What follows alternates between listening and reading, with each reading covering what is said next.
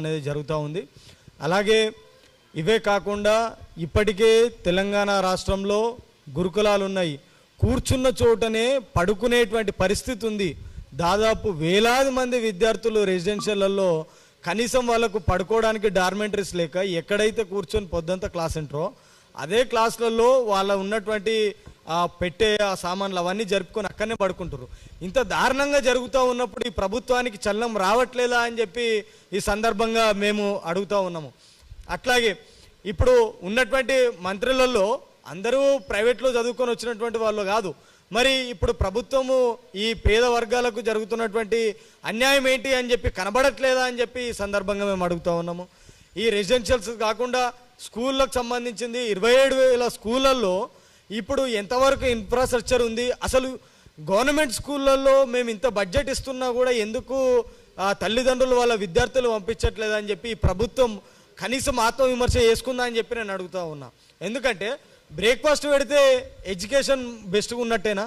ఈరోజు ఇన్ని రోజులు విద్యార్థులు వాళ్ళ ఇంటి దగ్గర బ్రేక్ఫాస్ట్ చేసి రాలేదా? మరి అసలు మార్చాల్సింది ఎక్కడ అనేది ఈ ప్రభుత్వం కానీ ఇప్పుడున్నటువంటి మంత్రులు కానీ వాళ్ళు ఆలోచించేటువంటి పరిస్థితి లేదు. ఎందుకు అంటే వాళ్ళకు చదువుకున్నటువంటి వ్యక్తులు ఉంటే వాళ్ళకి అసలు చదువు అంటే ఏంటిది, అసలు క్వాలిటీ స్టాండర్డ్ అసలు ఏం మార్చాలి అనేది అర్థమవుతుంది. కానీ బ్రేక్ఫాస్ట్ పెడితే ఈరోజు గవర్నమెంట్ స్కూళ్ళల్లో బెస్ట్ ఎడ్యుకేషన్ ఇస్తున్నట్ట వాళ్ళకు స్టాండర్డ్స్ పెంచినటువంటి పరిస్థితి లేదు. అట్లాగే కనీసం సబ్జెక్టుకు ఒక టీచర్ను కూడా వాళ్ళు ఈరోజు కేటాయించినటువంటి పరిస్థితి లేదు. ఇవన్నీ వాళ్ళకి తెలివయి. ఎందుకంటే వాళ్ళు కనీసము చదువుకుని ఉంటే వాళ్ళకి ఇవన్నీ అర్థమయ్యేటివి. నిజంగా వాళ్ళు చదువుకొని ఉంటే ఈ సమస్యల్ని రెక్టిఫై చేసేవాళ్ళు. ఇవి రెక్టిఫై అయ్యారు. కనీసం వాష్రూమ్లు లేకపోతే ఇప్పుడు అమ్మాయిలు గవర్నమెంట్ స్కూళ్ళకి ఏ విధంగా వస్తారని చెప్పి ఈ సందర్భంగానే అడుగుతా ఉన్నా. ఈరోజు రాష్ట్రంలో కనీసం మహిళలకు కనీసం ఒక్క బాత్రూమ్ కూడా లేనటువంటి పాఠశాలలు ఈ తెలంగాణలో ఉన్నాయి. వీటి గురించి కనీసము ఈ మంత్రులకు కానీ ఎమ్మెల్యేలకు కానీ తెలుసా అని చెప్పి సందర్భంగా నేను అడుగుతా ఉన్నా. కనీసం కూర్చోవడానికి బల్లలు కూడా లేవు, బెంచెస్ కూడా లేనటువంటి పరిస్థితి ఉంది. కనీసం చాక్పీస్ తోటి రాస్తే కూడా ఆ బ్లాక్ బోర్డు మీద ఆ అక్షరాలు ఏర్పడనేటువంటి పరిస్థితి లేని ఎన్నో పాఠశాలలు ఈరోజు ఉన్నాయి. అలాగే ఇప్పుడు వర్షాకాలం వచ్చింది.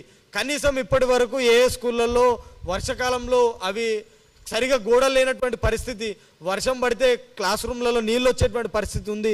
ఆ స్కూళ్ళని ఏవైతే మార్చాలి అని చెప్పేసి ఇప్పటివరకు ప్రభుత్వానికి ఆలోచన కూడా రాలేదు. ఏ ఆలోచనలు చేయకుండా ఈరోజు మేము బెస్ట్ ఎడ్యుకేషన్ ఇస్తున్నాం, ఎందుకంటే మేము బ్రేక్ఫాస్ట్ పెడుతున్నాం, స్నాక్స్ పెడుతున్నాం అని అంటుర్రు. అంటే ఇవి పెడితేనే ఈ ఎడ్యుకేషన్ స్టాండర్డ్స్ అనేటువంటి పెరుగుతాయని చెప్పి ఈ సందర్భంగా మేము అడుగుతూ ఉన్నాం. అట్లాగే నిరుద్యోగులకు సంబంధించింది ఈరోజు తెలంగాణలో ఒక్కో సబ్జెక్టుకు ఒక్కో టీచర్ ఏ స్కూళ్ళల్లో కూడా కేటాయించలే. దాదాపు 50% పైగా స్కూళ్ళల్లో కనీసం సబ్జెక్టుకు ఒక టీచర్ ఉండడు. మరి మెగా డిఎస్సి చేసి అవన్నింటి భర్తీ చేసి ఎప్పుడైతే ఆ టీచర్ ఒక సబ్జెక్టుకు ఒక టీచర్ని పెడతారో అప్పుడు విద్యార్థులు స్వచ్ఛందంగా ప్రభుత్వ పాఠశాలకు వచ్చేటువంటి పరిస్థితి ఉంటుంది. అట్లాగే రాష్ట్ర ప్రభుత్వం గతంలో ప్రైవేటు కాలేజీల మేనేజ్మెంట్లో మాకు పెండింగ్లో ఉన్నటువంటి రియంబర్స్మెంట్ను రిలీజ్ చేయాలని చెప్పి బంద్ చేస్తూ ఉంటే వాళ్ళకు మేము రిలీజ్ చేస్తూ ఉన్నామని చెప్పింది. కానీ ఇప్పటి వరకు ఎక్కడ కూడా పూర్తి స్థాయిలో రియంబర్స్మెంట్ అనేది చెల్లించినటువంటి పరిస్థితి లేదు.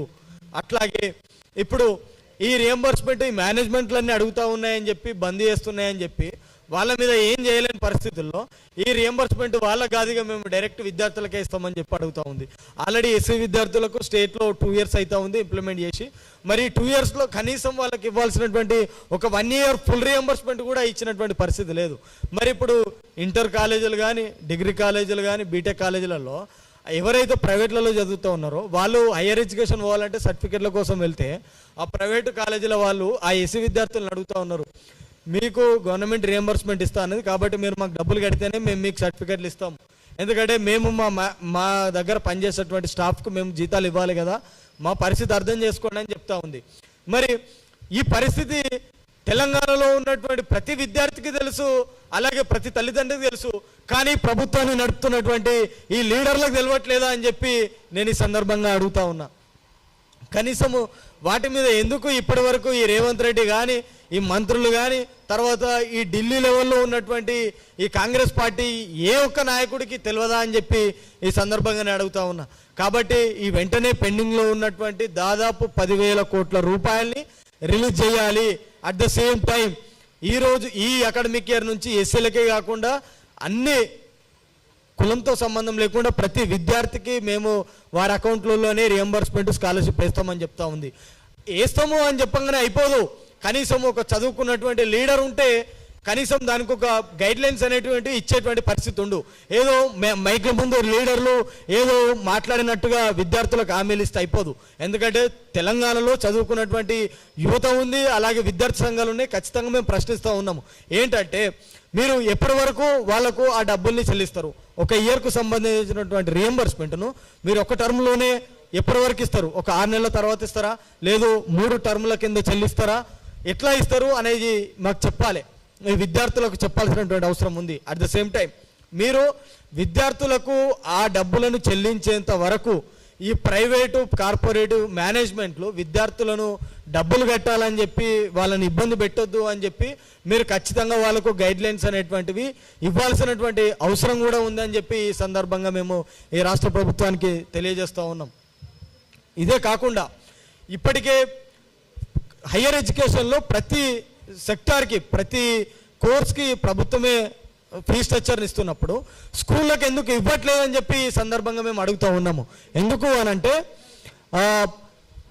ఫస్ట్ క్లాస్కి ఎంత అని, సెకండ్ క్లాస్కి ఎంత అని చెప్పి ఇట్లా 10వ తరగతి వరకు కనీసం ఎల్కేజీ యూకేజీ వాళ్ళు నేర్పించేటువంటి వంటలు నేర్పించేటువంటి వాళ్ళు కూడా ఈరోజు 50,000 1,00,000 రూపాయల ఫీజు తీసుకుంటున్నప్పుడు పేద విద్యార్థులు ఏ విధంగా విద్యను తీసుకుంటారు? కాబట్టి దీని మీద స్పందించాల్సినటువంటి అవసరం ప్రభుత్వాన్ని నడుపుతున్నటువంటి రేవంత్ రెడ్డి కానీ కాంగ్రెస్ మంత్రివర్గం మీద కానీ ఈ బాధ్యత ఉంది. కాబట్టి దీన్ని స్పష్టంగా ఎవ్రీ అకాడమిక్ ఇయర్ ప్రతి స్కూల్కి ఎంత ఫీ స్ట్రక్చర్ అనేది వసూలు చేయాలనేది ఖచ్చితంగా ప్రభుత్వము స్పష్టంగా గైడ్ లైన్స్ అనేటువంటి రిలీజ్ చేయాలి. పక్కన ఉన్నటువంటి నిన్న ముఖ్యమంత్రిగా ప్రమాణ స్వీకారం చేసిన విజయ్ వాళ్ళ రాష్ట్రంలో ప్రైవేట్ స్కూళ్ళకు సంబంధించినటువంటి ఫీజుల నియంత్రణను తీసుకొచ్చేటువంటి వరకు ఇప్పుడు ఈ ఢిల్లీలో ఉన్నటువంటి కాంగ్రెస్ ప్రభుత్వముకు ఇక్కడ ఉన్నటువంటి రేవంత్కు ఇక్కడ ఉన్నటువంటి మంత్రివర్గంకు సోయి లేదా అని చెప్పి ఈ సందర్భంగానే అడుగుతా ఉన్నా. ఇప్పటికే ఏదో చెప్పిండు అధికారులకు రెడీ చేయండి అని చెప్పి, కనీసం అది ఎంతవరకు ఏ విధంగా రెడీ చేయాలి, దాన్ని ఇంప్లిమెంటేషన్ ఎంతవరకు తీసుకొస్తారు అనేది కూడా చెప్పడం లేదు. అలాగే ఇప్పటి వరకు ప్రతి స్కూల్లో అడ్మిషన్ తీసుకోవాలంటే గవర్నమెంట్ నుంచి ఒక యూడిసే కోడ్ అనేటువంటిది ప్రతి స్కూల్కి వస్తుంది. ఆ కోడ్ ద్వారానే విద్యార్థులకు ఎవరైతే విద్యార్థులు దాంట్లో చదువుతూ ఉన్నారో వాళ్ళది ఆన్లైన్లో రిజిస్టర్ చేయడానికి అవకాశం ఉంటుంది. మరి యూడిసే లేకుండా ఎన్నో దాదాపు ఇప్పటికే ఈ అకాడమిక్ ఇయర్లోనే 1000 సంఖ్యలో ప్రైవేటు స్కూళ్ళు ఈ రాష్ట్రంలో పుట్టుకొచ్చినాయి. యూడిసే లేదు, విద్యార్థుల నుంచి వాళ్ళు అడ్మిషన్లు తీసుకుంటా ఉన్నారు తల్లిదండ్రుల దగ్గర. ఇప్పుడే డొనేషన్ల పేరు మీద డబ్బులు వసూలు చేస్తూ ఉన్నారు. వాటి మీద పనిచేయడానికి డిఈఓకు కానీ ఎంఈఓకు కానీ కనీసము వీళ్ళు ఒక గైడ్ లైన్ ఇచ్చినటువంటి పరిస్థితి లేదు. అలాగే మేము వెళ్ళి అక్కడ అడిగి ఒక ఎంఈఓనో డిఈఓనో వెలిస్తే వాళ్ళు అక్కడికి వచ్చి మేమే యాక్షన్ తీసుకోవాలని చెప్పి ఈరోజు వాళ్ళు బిత్తర చూపులు చూస్తున్నటువంటి పరిస్థితి. వీటన్నిటినీ రెక్టిఫై చేయాల్సినటువంటి అవసరం ఈ కాంగ్రెస్ ప్రభుత్వానికి ఉంది. వీటితో పాటుగా ఇప్పుడు ఎక్కడైతే ఈ ప్రైవేట్లో జూనియర్ కాలేజీలు కానీ అలాగే ఇప్పుడు ఈ ప్రైవేట్ యూనివర్సిటీలు అని చెప్పి ఇవన్నీ వస్తూ ఉన్నాయి. వీటికి సంబంధించినటువంటి స్పష్టంగా ఒక గైడ్ లైన్స్ అనేటువంటివి ఇవ్వాలి. అలాగే ఇప్పటి వరకు ఉన్న వాటిల్లో కూడా ఖచ్చితంగా దాంట్లో కూడా ఎన్నో లూప్ హోల్స్ ఉన్నాయి, వాటిని రెక్టిఫై చేయాల్సినటువంటి అవసరం కూడా ఉంది. వీటి మీద దృష్టి సారించకుండా ఏదో పైకి ఏదో ప్రజలకు ఓట్ల కోసం పోయినప్పుడు గాలి మాటలు చెప్పి మేము హామీలు చేస్తామన్నట్టుగా ఈరోజు విద్యారంగంలో విద్యార్థులకు చెప్తే ఎవరు సహించేది లేదు. కాబట్టి ఈ సమస్యల మీద ఏదైతే మేము ఇక్కడ ప్రెస్ మీట్లు పెట్టి ప్రభుత్వం ముందు ఉంచుతున్నటువంటి డిమాండ్లు ఉన్నాయో వాటి మీద కనుక ఈ 22వ తారీఖు వరకు ఈ నెల స్పందించకపోతే ఖచ్చితంగా 23వ తారీఖు సెక్రటేరియట్ ముట్టడించడానికి యూఎస్ఎఫ్ఐగా మేము సిద్ధమవుతూ ఉన్నాము. కాబట్టి ఆలోపు ప్రభుత్వం అనేది స్పందించాలి.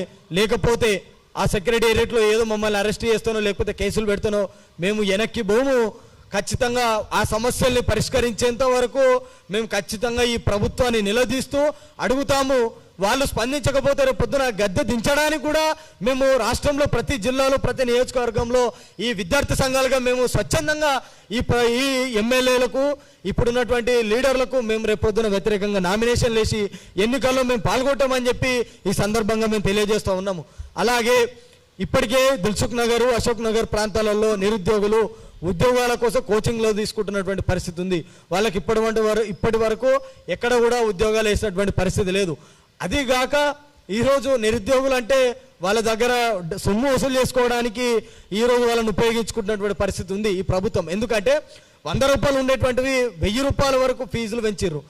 ఏదైతే అప్లికేషన్ ఫీజులు ఉన్నాయో అంటే జాబులు ఇచ్చేది తర్వాత, కానీ ఇప్పుడైతే అప్లికేషన్ల పేరు మీద 1000 కోట్లు ఈరోజు విద్యార్థుల నుంచి వసూలు చేస్తూ ఉన్నారు. కనీస చిత్తశుద్ధి ఉంటే ఈ ప్రభుత్వం యొక్క బాధ్యత కదా ఈ ఉద్యోగాలు కల్పించాల్సినటువంటి బాధ్యత ఉంది. మరి ఆ బాధ్యతను విస్మరించి ఆ నిరుద్యోగుల నుంచి వేలల్లో ఫీజులు పెంచి, అలాగే విద్యార్థుల నుంచి వెళ్ళి వాళ్ళు అప్లై చేసుకోవాలంటే ఎంట్రన్స్ ఎగ్జామ్లు వేలల్లో ఫీజులు పెంచడం ద్వారా అసలు విద్యార్థులకు నిరుద్యోగులకు ఉద్యోగాలు చదువు కల్పించాల్సినటువంటి బాధ్యత ఉందని ఈ ప్రభుత్వాలకు తెలుసా లేదా అని చెప్పి ఈరోజు ఈ తెలంగాణలో ఉన్నటువంటి విద్యారంగం యువకులు అడుగుతూ ఉన్నారు. కాబట్టి వెంటనే ఆ ఫీజులను కూడా తగ్గించాల్సిన అవసరం ఉంది. వీటి మీద స్పందించకపోతే మాత్రం మేము పెద్ద ఎత్తున ఈ తెలంగాణలో రేపు పొద్దున ఎలక్షన్స్ వస్తే ఖచ్చితంగా నిరుద్యోగులము విద్యార్థి సంఘాలుగా అందరము స్వచ్ఛందంగా ఈ ప్రభుత్వాలను గద్దెదించేంత వరకు ఇండిపెండెంట్గా ప్రతి నియోజకవర్గంలో నామినేషన్లు ఇస్తామని చెప్పి ఈ సందర్భంగా తెలియజేస్తూ ఉన్నాం. Thank you.